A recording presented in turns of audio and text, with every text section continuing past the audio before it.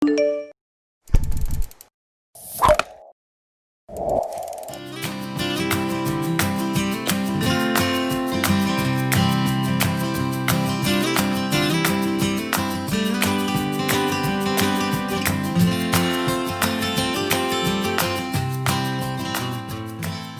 negara dengan penduduk mayoritas Muslim, Indonesia memiliki banyak masjid. Bentuk bangunan masjid di Indonesia sangat beragam. Di antaranya, ada yang berbentuk hampir menyerupai kelenteng, seperti yang terlihat pada arsitektur Masjid Cengho di Palembang, Sumatera Selatan. Arsitektur Masjid Muhammad Cengho di Palembang memiliki nuansa kelenteng dengan tiang-tiang berbentuk pagoda. Warnanya didominasi merah dan hijau. Masjid Cengho bukan hanya terdapat di Palembang, tapi juga di Surabaya, Jakarta, Makassar, dan beberapa kota lainnya. Lalu, siapakah Cengho? Cengho lahir di Kabupaten Kunyang, Provinsi Yunnan pada 1371 Masehi dengan nama Mahe. Ia berasal dari suku Hui yang mayoritas beragama Islam namun merupakan suku minoritas di Cina. Ayahnya bernama Mahaji dan ibunya bermarga Wen. Lalu bagaimana perawakan Cengho? Cengho memiliki perawakan tinggi besar, lingkar pinggang yang lebar, dahi yang menonjol, hidung kecil, mata tajam, langkah yang gagah, dan memiliki suara yang lantang. Cengho adalah seorang Kasim atau Sanbao dari dinasti Ming. Mengapa seorang laksamana pemimpin armada besar yang berlayar ke Nusantara merupakan seorang Kasim? Berikut kisahnya. Pada tahun 1381 Masehi, di Provinsi Yunnan terjadi sebuah pertempuran antara dua kubu kekuatan militer dinasti Ming dan militer dinasti Yuan.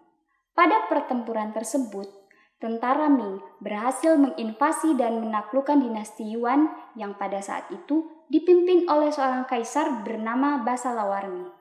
Pada saat terjadi kekacauan peperangan antara tentara Ming dan Yuan, ayah Cengho yang merupakan tentara yang membela dinasti Yuan terbunuh sebagai korban peperangan tersebut. Pada saat terjadi peralihan kekuasaan tersebut, Cengho dan sejumlah keluarga lainnya dibawa oleh prajurit Ming. Para lelaki muda ditawan dan dikebiri. Kemudian Cengho dibawa ke Nanjing dan dijadikan budak oleh putra dari Kaisar Zhu Yuansang yang merupakan kaisar pertama dinasti Ming. Kemudian Cengho dijadikan budak untuk putranya, yaitu Zudi.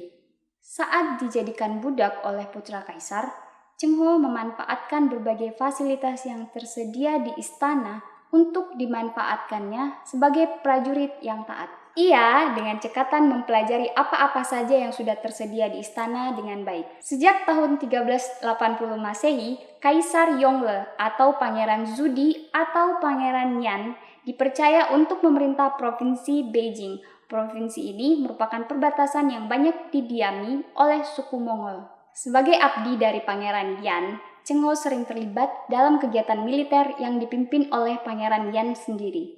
Pada tahun 1390 Masehi, Cengho diikutsertakan dalam sebuah ekspedisi militer yang dipimpin oleh Pangeran Yan. Pada tahun 1398 Masehi, Kaisar Zhu Yuansang mangkat. Kemudian diangkatlah Zhu Yuanwen, yaitu cucu tertua dari Kaisar Zhu Yuansang untuk memimpin dinasti Ming. Sedangkan Pangeran Zudi menjadi menteri di Beijing. Kaisar Zhu Yuanwen membuat kebijakan untuk memangkas kekuatan kerajaan dinasti Ming. Kebijakan ini menimbulkan ketidakpuasan raja-raja yang masih dalam kekuasaan dinasti Ming. Kemudian, Pangeran Zudi mengadakan serangan militer di Nanjing yang merupakan ibu kota dari dinasti Ming. Setelah 3 tahun mengalami peperangan yang sengit, Pangeran Zudi berhasil menduduki Nanjing dan kemudian diangkat sebagai Kaisar dinasti Ming yang ketiga. Keberhasilan Kaisar Zudi dalam menaklukkan kekuasaan Zhu Yuanwen tidak lepas dari bala bantuan satuan pasukan militer yang dipimpin oleh Cengho. Ia senantiasa selalu mendampingi Pangeran Zudi dalam keadaan apapun. Atas jasanya dalam membantu Kaisar Zudi, pada 1 Januari Imlek tahun 1404 Masehi, oleh Kaisar Zudi dianugerahi nama marga Ceng kepada Mahe. Sejak itu, nama Mahe diganti menjadi Cengho. Di dalam sejarah Tiongkok, banyak menteri dan hulu balang raja dianugerahi nama marga oleh sang kaisar. Tetapi, amat jarang seorang Kasim seperti Cengho yang dianugerahi nama marga oleh kaisar. Kecuali Kasim itu memang berjasa besar dan menjadi Kasim kesayangan kaisar. Kemudian, Cheng Ho diangkat sebagai kepala Kasim intern. Tugasnya membangun istana, menyediakan alat-alat istana, mengurus gudang es, dan lain-lain. Pada awal abad ke-15, Kaisar Yongle Zudi memerintahkan supaya dilakukan pelayaran ke Samudra Barat demi memajukan persahabatan dan memelihara perdamaian antara Tiongkok dengan negara-negara asing. Akhirnya, Cheng Ho lah yang dipilih sebagai laksamana untuk memimpin pelayaran ke Samudra Barat yang terbagi ke dalam 7 pelayaran. Pelayaran Cheng Ho bukan bermaksud untuk ekspansi atau agresi.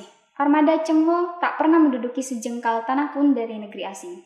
Kunjungan Cheng Ho dan awak kapalnya senantiasa mendapatkan sambutan yang hangat dari berbagai negeri. Dalam sejarah abad pertengahan bangsa Cina, tertulis bahwa ekspedisi pertama Laksamana Cheng Ho dimulai pada 11 Juli 1405 Masehi. Selanjutnya, tanggal 11 Juli diabadikan sebagai Hari Maritim Cina.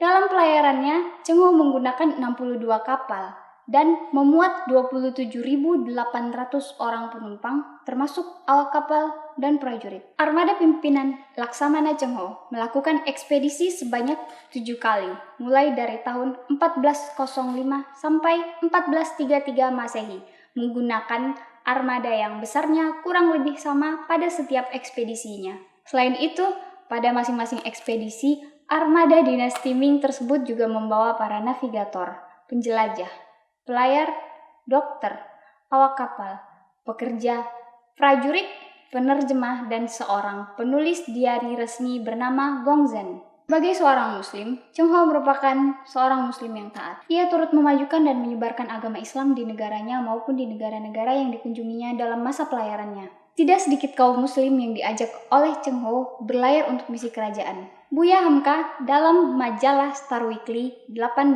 Maret 1961 menuliskan, suatu nama yang amat erat sangkut pautnya dengan kemajuan Islam di Indonesia dan tanah Melayu adalah Laksamana Cheng Ho. Meski demikian, literatur Tiongkok kurang mengungkap kegiatan penyebaran agama Islam yang dilakukan Laksamana Cheng Ho. Ini karena beberapa alasan. Di antaranya adalah karena menurut Tita Kaisar Ming, tugas Cheng Ho dalam pelayarannya ke wilayah Samudra Barat ialah mendorong persahabatan dan perdagangan di antara Tiongkok dengan negara-negara yang dikunjunginya. Sedangkan, usaha penyebaran agama bukanlah misi yang diberikan oleh Kaisar dinasti Ming, mengingat dinasti Ming yang menjunjung tinggi agama Buddha dan ajaran Konfusius. Laksamana Cheng Ho wafat di tahun 1433 Masehi. Mengenai tempat makam Cheng Ho, terdapat 2 pendapat pokok di kalangan sejarawan. Yang pertama berpendapat bahwa makam itu terletak di Semarang, Indonesia. Sedangkan pendapat kedua mengatakan bahwa Cheng Ho wafat dalam perjalanan pelayaran dan jenazahnya dikuburkan di Nanjing, Tiongkok.